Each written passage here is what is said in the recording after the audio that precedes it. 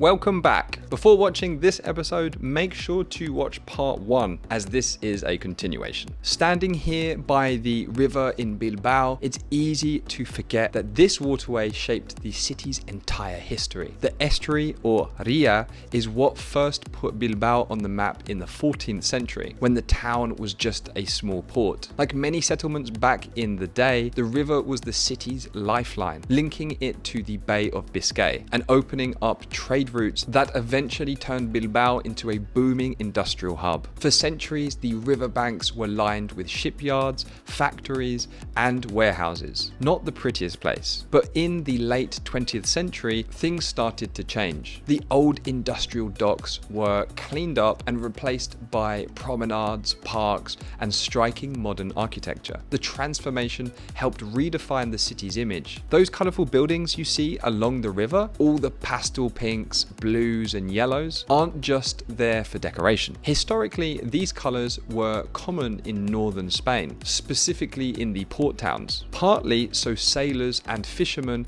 could recognise their homes from the water. Each building had its own character, and that tradition stuck even as the city modernised. So yes, it looks beautiful, but it also tells a quite interesting story. As mentioned in our previous episode, here in the old town is Bilbao's Santiago Catedral, a classic Gothic cathedral that's been here since the 15th century. And while there are cathedrals all over Europe, this one stands out for its link to the Camino de Santiago. It's dedicated to Saint James, or Santiago, and Bilbao was actually a key stop along that famous pilgrimage route. And yes, the name Santiago might sound like it has absolutely no link to the name James, but it's actually a contraction of the name Sant Iago, which means Saint James. So in Spanish, Santiago is the traditional name used for James the Greater, one of Jesus's apostles. The cathedral isn't the biggest or the flashiest, but its weathered stone and quiet presence are a solid reminder of Bilbao's deep roots. Here we are now in Plaza Barria, or Plaza Nueva as the locals call it, right in the heart of the old town. It's a 19th century neoclassical square, also buzzing with life. What makes it great isn't just the architecture, but how it works. Pincho bars under the arches, families, kids kicking footballs around. It's one of those places that just feels like proper everyday Bilbao. This chocolate dessert / ice cream is absolutely out of this world. So we just bought this, and the reason why is we saw this. So we're just having a sit down while we eat our ice cream, just chilling for a little bit. We've got our heavy bags on us. I'll say heavy bags, just rucksacks. But now this is the Arriaga Theatre, as we briefly mentioned again in the previous episode. Built in the late 1800s, it's got that grand European opera house feel, all curves, balconies, and fancy detailing, inspired by the theatres of Paris and still in use today. Even if you're not into theatre, it's one of those buildings you stop and admire. Much busier than in Santander, that's for sure.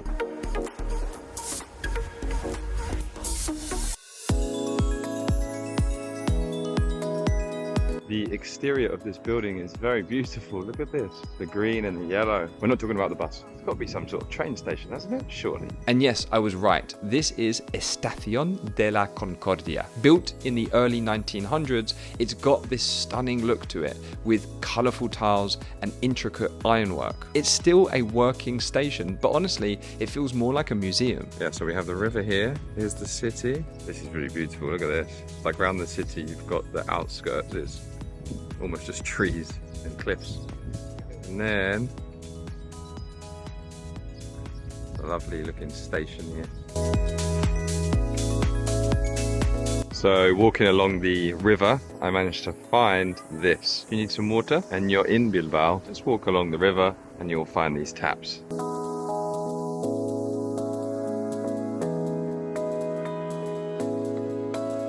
From the other side of the river, we could hear this beautiful singing. And of course, we had to find out where it was coming from. We stopped and listened for a bit. Her voice was incredible, powerful, and really calming at the same time.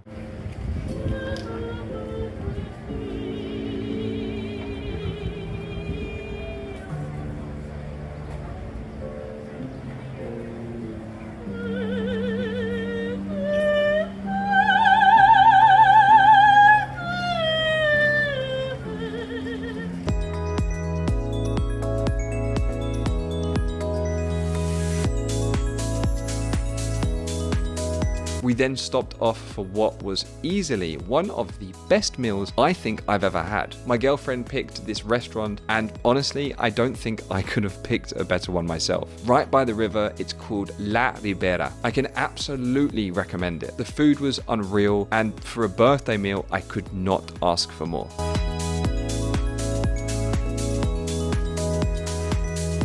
We just finished that amazing lunch and we're now going to go find our hotel. So we're going to chill out for a bit and then we'll continue our adventure. Just standing at this bus stop, we're waiting for the number 11 bus. And we believe that the card that we got from the metro can also be used on the buses. We think. We'll let you know later. If you're wondering, yes, the Barrick card you use for the metro in Bilbao also works for both the city bus, which is Bilbao bus, and interurban buses. So that's for the Biscay bus. And that works for the entirety of the Biscay region, which is incredibly handy. Now they just need to extend it to the rest of Spain.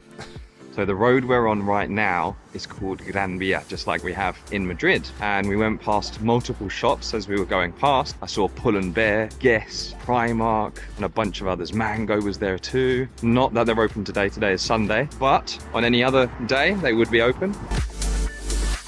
So as I was saying before, we are going to our hotel now. So that's where we're going right now. But we have this beautiful park here.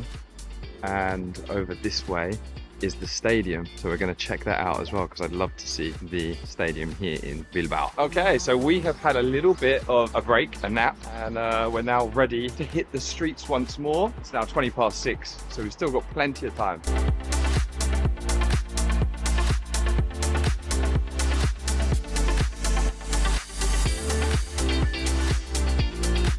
This is the Guggenheim Museum, probably the most iconic building in the city. It opened in 1997 and changed everything for Bilbao. Designed by Frank Gehry, fantastic name by the way, the building itself looks like a sculpture, all curves, titanium panels, and strong angles. It put Bilbao on the global art map and started what's now known as the Bilbao effect. Now this is really cool, but the idea is that a single building can transform a city's image. Unfortunately, it was closed by the time we got there, so we didn't have an opportunity to go in, but that's fine. We got to see it up close, and it's definitely one I'd like to see one day. Another adventure for the future.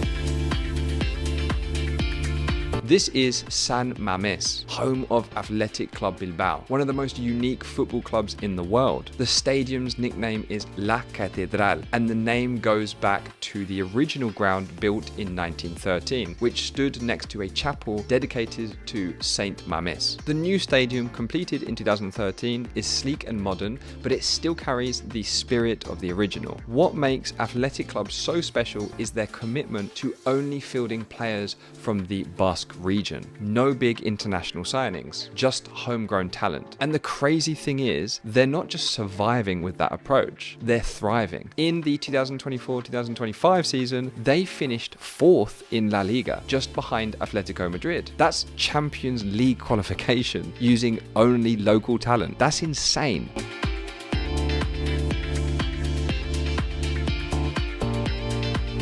Next up, we took the Funicular, similar to the one in Santander, but if I'm honest, a little bit more impressive.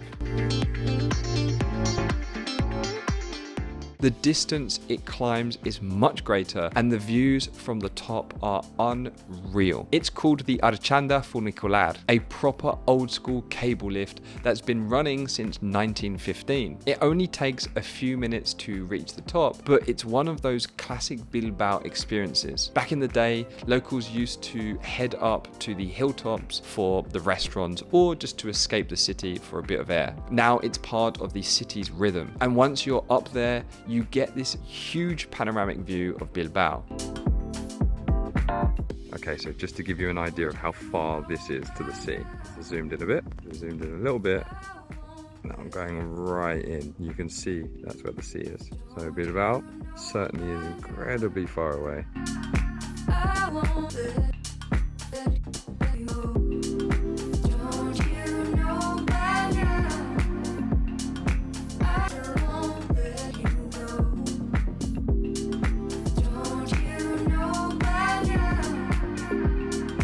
river, the Guggenheim, San Mamés, all of it. That's why I think it's the best thing to do at the end of the day. It's like a visual summary of everything you've seen. So not only is this bridge here and the museum there, but you've got the tall Iberdrola building there, and behind that you can see the stadium we were just at. We were standing just outside that screen and you can see it all the way from here. Incredible. And at the top you can still see the original pulley system, which is a nice touch. So we are just about to leave this park, but you can see here on the board the different places you can see. And we were standing just here where we saw that beautiful view. And we also noticed, of course, you can drive your car up here. So if you do have your vehicle, you don't need to take this. You can take this.